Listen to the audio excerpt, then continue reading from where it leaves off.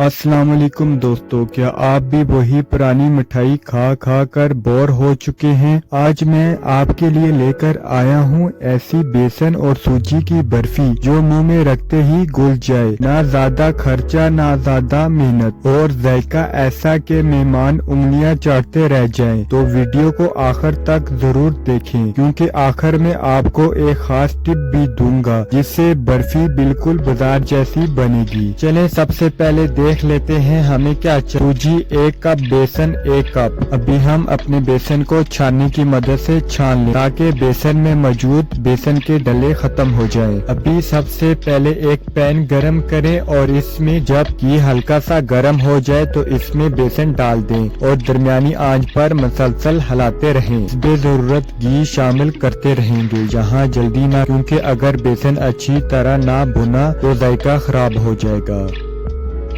जब बेसन का रंग हल्का सुनहरा हो जाए और खुशबू आ तो इसमें सूजी शामिल करेंगे। अभी दोनों को अच्छी तरह 4 से 5 भूनें। यही वो स्टेप है जो बर्फी को खास बनाता है। आप इसमें आधा कप दूध भी शामिल कर सकते हैं। दूध शामिल करके खाना पसंद करते हैं।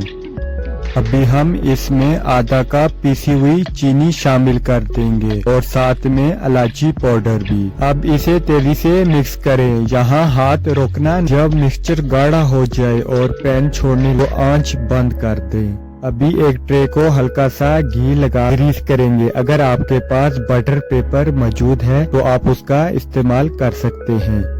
अभी हम अपना तमाम मिक्सचर इस ट्रे में डाल दें। चमचे की मदद से मिक्सचर की ऊपरी सतह बराबर कर देंगे। ऊपर से बादाम और पिस्ता डाल देंगे। अभी इसे 30 से 40 मिनट के लिए सेट होने। हमारा मिक्सचर बिल्कुल ठंडा हो गया है। अभी हम इसको अपनी पसंद के मुताबिक पीसेस में काट लेंगे।